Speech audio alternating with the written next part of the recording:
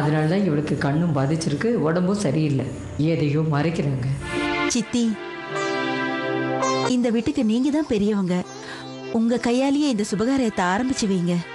சுமங்கலிங்கம்மா, நீங்க தான் முதல்ல இதை ஆரம்பிக்கணும்.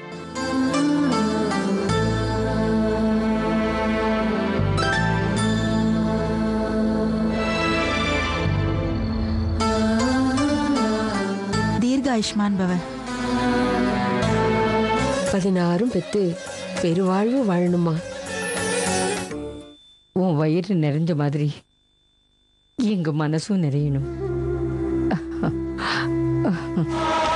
நான் உயிரோட இருக்கிற வரைக்கும் என் மனசுல உன்னை தெய்வமா வச்சு கும்பிடுவேன்.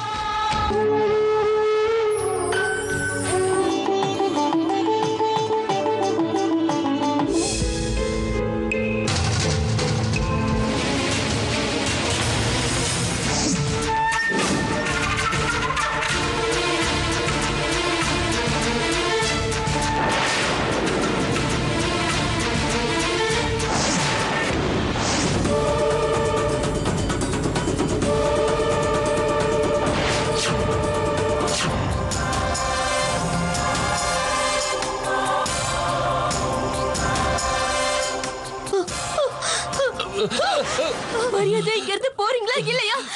இல்லனா உங்களை குத்தி கொல்லுடுவேன். ஒழுங்கா இங்க இருந்து போயிடுங்க. உங்களால இங்க ஒரு பிரச்சனையும் வரக்கூடாது.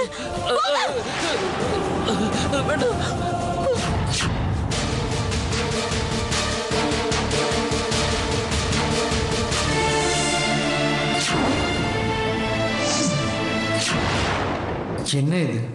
ராதாவுக்கு கேசவன் மேல அப்படி என்ன கோபம்? அவனை அப்படி பயமுறுத்தி எதுக்காக வீட்டை விட்டு துரத்தினா? அவங்க 2 பேருக்குள்ள என்ன சம்பந்தம் இருக்கு? ஆனா ஏதோ ஒண்ணு இருக்கு. இந்த விஷயத்தை எப்படி தெரிஞ்சுக்கிறது? இது கீர்த்திக்கு தெரியுமா? நாம தெரிஞ்சுக்கணும்.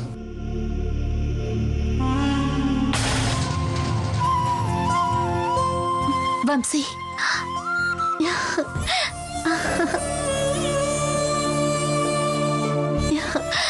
Thank you Vamsi, thank you so much. இந்த ஃபங்க்ஷனுக்காக உங்களை கோவப்பட்டு பேசினதுக்கு சாரி. உன்கிட்ட ஒன்று நான் கேட்கட்டா? என்ன வம்சி? ராதாவுக்கு யாருமே இல்லைன்னு சொன்னல. ராதாக்கு யாரும் இல்லைன்னு திடீர்னு கேக்குறாரு. ஒருவேளை அந்த தாலி பத்தியும் அந்த கல்யாணத்தை பத்தி தெரிஞ்சு போச்சா என்ன? பதில் சொல்லு கீர்த்தி. ராதா தனியாளு, அவளுக்கு யாருமே இல்லைன்னு சொன்னல. எனக்கு தெரிஞ்சு ராதாக்கு வேற யாரும் இல்லையே. ஏன், எதுக்காக அப்படி கேக்குறீங்க? ஒன்றும் இல்லை, கேசவன் இருக்காருல்ல, அவர்கிட்ட ராதா என்னமோ நெருக்கமான சம்பந்தம் இருக்கிற மாதிரி பேசிக்கிட்டு இருந்தா. அவங்க 2 பேருக்கும் ஒருத்தர் முன்னாடி தெரியுமா? ராதா பத்தி உங்களுக்கு தெரியாதா வம்சி? புதுசா அறிமுகம் ஆறவங்க கிட்ட கூட ஏதோ ஜென்மமா அவ பழகுன மாதிரியே பேசிட்டு இருப்பா. சரி, நீ ரெஸ்ட் எடுத்துக்கோ, நான் போய் படுக்கிறேன். ராதா, நான் ஏற்கனவே உங்ககிட்ட நிறைய தடவை உன் கழுத்துல அந்த தாலியை கட்டினது யாருன்னு கேட்டிருக்கேன். இவ்வளவு நடந்தும் கூட நான் வம்சி கிட்ட ஒரு வார்த்தை கூட இதை பத்தி இன்னும் சொல்லவே இல்லை. எதுக்குன்னு தெரியுமா? வம்சிக்கு உன் மேல இருக்க பாசம் நம்பிக்கை எதுவும் கெட்டு போக கூடாதுன்னுதான். அந்த விஷயத்துலதான் வம்சிக்கு இப்போ மேல சந்தேகமே வந்திருக்க. ராதாவோட வாழ்க்கையை பத்தி ஃபுல்லா தெரியுமான்னு என்கிட்ட கேட்டாரு. அவளுக்கு யாருமே இல்லைன்னு சொன்னியே, அது உண்மையானு கேட்டாரு. இப்பயாவது நீ உன் கழுத்துல யாரு தாலி கட்டினாங்கன்னு என்கிட்ட சொன்னீன்னா அதுக்கப்புறம் என்ன செய்யறான்னு நான் யோசிப்பேன். இதுக்கு பதில் நீ இப்ப உடனே சொல்லணுங்கிற அவசியம் இல்ல. அவங்க எல்லாருக்கும் இந்த உண்மை தெரியறதுக்கு முன்னாடி என்கிட்ட அந்த உண்மையை சொல்லிடு பிளீஸ். இதுக்கு மேல சொல்றதுக்கு எதுவுமே இல்லை.